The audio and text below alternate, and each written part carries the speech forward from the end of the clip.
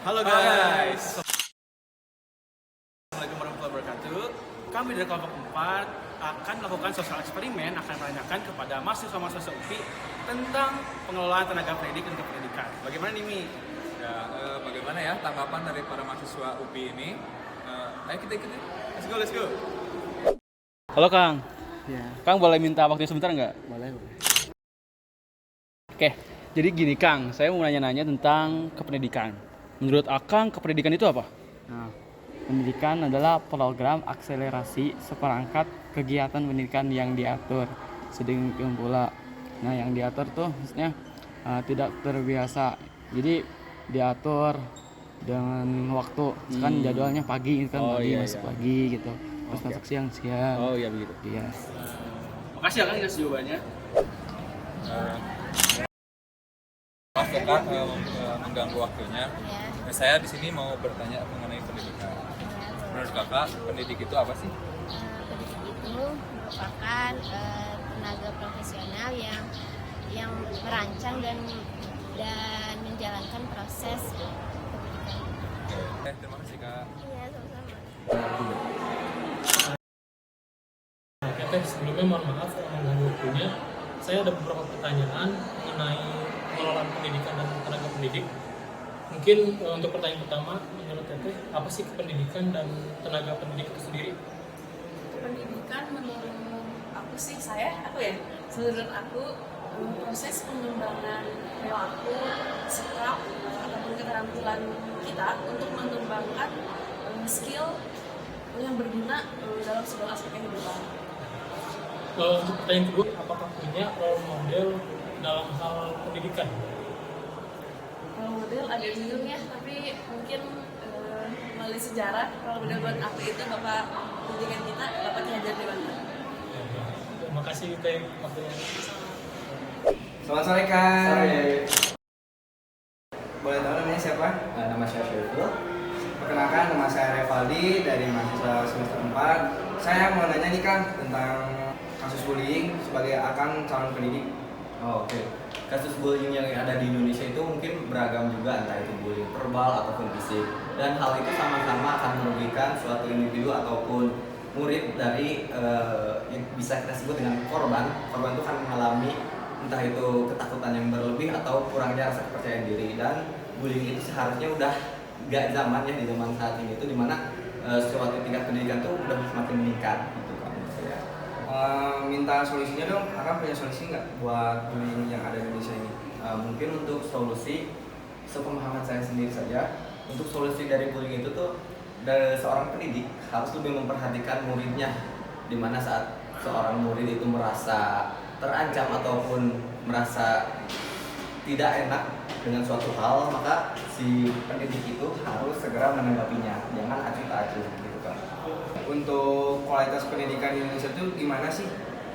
Untuk kualitas pendidikan di Indonesia mungkin saat ini sudah berkembang dibandingkan tahun lalu, karena di tiap kurikulum itu selalu ada pengembangan, di mana pengembangan kurikulum itu menuju ke arah yang lebih baik dengan menyesuaikan dengan peningkatan impact yang ada. Seperti saat ini kita menggunakan kurikulum Merdeka yang dimana kurikulum itu lebih fleksibel dan mudah untuk diterapkan. Mungkin segitu aja kan?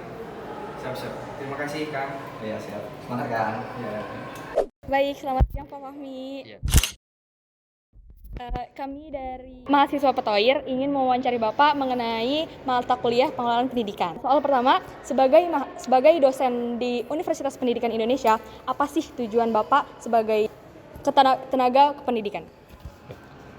Tujuan saya sebagai tenaga pendidikan di UPI ya, yang pertama itu ya memang karena yang namanya ilmu itu harus dibagi ya. Ilmu itu kalau memang hanya disimpan tidak akan berkembang dan itu perlu untuk dibagi kepada sesama. Dan khususnya ini mengapa saya berminat ya atau tertarik di dunia pendidikan, khususnya menjadi dosen UPI ya, karena saya melihat bahwa kita perlu mengembangkan ilmu pendidikan khususnya di bidang saya pribadi, yaitu pendidikan vokasional. Kita tahu di mana perkembangan industri terus berkembang, industri 4.0 dan sebagainya ya, khususnya di otomasi industri. Makanya saya memiliki tujuan dan cita-cita bahwa mahasiswa UPI khususnya yang di bidang teknik itu mampu paham dan mampu mengikuti perkembangan zaman terkait dengan pertumbuhan atau perkembangan di bidang teknologi, khususnya itu di otomasi industri. Seperti itu kurang lebih. Apa sih strategi Universitas Pendidikan Indonesia ini untuk menjadi banyak para pendidik itu? Tujuan untuk UPI menghasilkan para pendidik, gitu ya. Yang pertama ya, kalau untuk saat ini dari segi kurikulum, kita kan tahu sekarang sudah masuk ke kurikulum merdeka ya. Jadi di mana mahasiswa itu ya ada istilahnya MBKM, mereka itu pada semester 5 itu diberikan kebebasan untuk memilih apakah ingin kuliah di dalam kampus atau di luar kampus atau berkegiatan di luar. Nah, seperti itu. Nah, di sini sudah UPI sendiri mendukung program tersebut dan memang tujuan itu ya, bukan tujuan UPI secara khusus tapi tujuan dari Kemendikbud secara umum, karena dengan tujuan tersebut mahasiswa itu diharapkan mampu mencari ilmu di dunia luar seperti apa dan bisa semacam link and match ketika ilmu yang dipelajari di dalam ini seperti apa dan apakah sesuai dengan yang di luar, seperti itu, sehingga nanti ketika mereka lulus mereka itu tidak kaget, oh ternyata ilmu yang di luar tuh sudah sangat jauh berbeda dengan teori yang ada di bangku kuliah ya, atau di kita pelajaran teori lah, seperti itu. Nah, dengan hal tersebut diharapkan karena adanya kegiatan di luar kampus ya, semacam magang, kemudian studi independen, proyek kemanusiaan dan sebagainya, itu lulusan UPI itu bisa langsung beradaptasi dengan lingkungan pekerjaan, baik itu yang pendidikan ataupun ya mereka yang ingin di dunia industri, seperti itu. Baik. Terima kasih Pak. Pak, boleh minta bertanya sebentar Pak? Silakan. Pak, saya dari kelompok 4 untuk mata kuliah pengelolaan pendidikan ingin bertanya, menurut Bapak apa sih strategi pengelolaan tenaga pendidik dan pendidikan? Jadi strategi yang harus dilakukan oleh seorang tenaga pendidikan. Tenaga pendidik itu harusnya dia pertama harus mengerti yang namanya bagaimana jadi seorang pendidik. Yang kedua harus selalu update terhadap perkembangan. Yang ketiga juga dia harus selalu memahami arah atau memahami tujuan dari pendidikan yang ingin dicapai, supaya apa yang dicita-citakan oleh dari bangsa kita bahwa jadi negara maju, jadi bangsa maju, ya itu yang harus dijadikan patokan, yang harus disampaikan dan dijadikan benang merah dalam proses pendidikan. Oh iya. Oke Pak, untuk pertanyaan selanjutnya, apa sih tanggapan Bapak atau bagaimana tanggapan Bapak tentang maraknya kasus bullying akhir-akhir ini di Indonesia gitu? Terutama kan terbanyak itu di kasus sekolah-sekolah swasta gitu Pak. Bagaimana tanggapan Bapak? Bullying itu tidak hanya, kalau kita mau jujur ya, tidak hanya dari sisi sekolah swasta, tapi hampir di semua sekolah-sekolah yang ada di kita. Cuman yang terekspos saja di media gitu bahwa itu di sekolah swasta. Hanya karena sebetulnya adanya penurunan moral dari dampak dari perkembangan teknologi yang sangat besar. Misalkan contohnya konten-konten televisi kita. Sementara di sekolah itu kan waktunya terbatas dan tidak semua sekolah menyediakan yang namanya pendidikan moral, dan artian pendidikan moral itu bukan hal seperti belajar PPKN, bukan, tapi pendidikan moral itu bagaimana dia bertindak, bagaimana dia berattitude gitu. Karena penting itu untuk supaya memberikan fondasi, menghargai setiap orang itu adalah suatu hal yang utama. Tadi dampak dari media yang begitu masif di kita, dan kita hampir tidak ada pembatasan gitu untuk hal seperti itu. Misalkan contohnya konten-konten yang 17 tahun ke atas itu kan tidak ada batasan. Contohnya kenapa? Misalkan anak TK aja sekarang kan sudah bisa pegang handphone.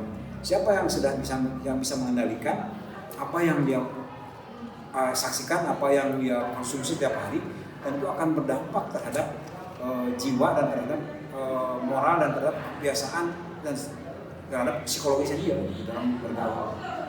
Pak, mungkin pertanyaan terakhir, menurut Bapak bagaimana kualitas tenaga pendidik di Indonesia?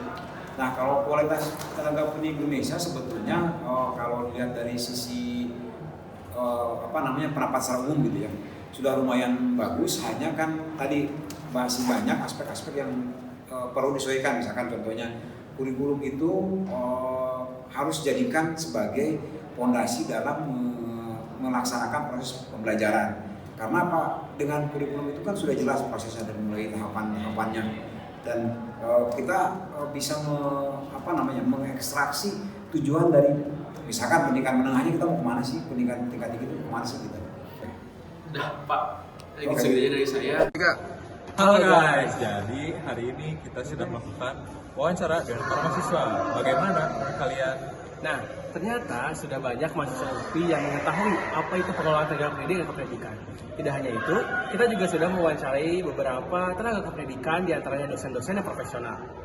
Karena kita sudah melakukan diskusi dan wawancara, mari kita tarik kesimpulan. Oke, jadi kesimpulannya adalah kependidikan merupakan sebuah program akselerasi keperangkat kegiatan kependidikan yang diatur dengan sedemikian rupa sehingga bisa dilakukan oleh anak didik di waktu yang lebih singkat dibandingkan biasanya. Selanjutnya adalah pendidik, merupakan tenaga profesional yang bertugas merencanakan dan melaksanakan proses pembelajaran, menilai hasil pembelajaran, melakukan pembimbingan dan pelatihan, serta melakukan penelitian dan pengabdian kepada masyarakat, terutama bagi siswa dan mahasiswa itu sendiri.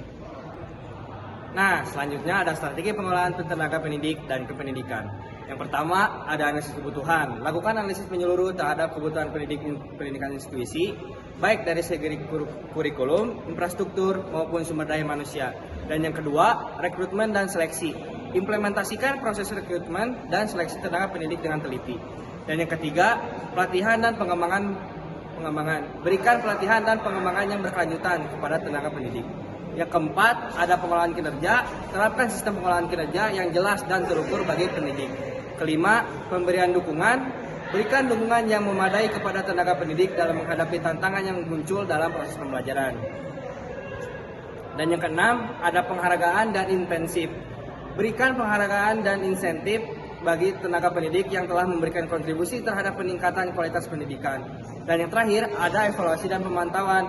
Lakukan evaluasi secara berkala terhadap implementasi strategi pengelolaan tenaga pendidik.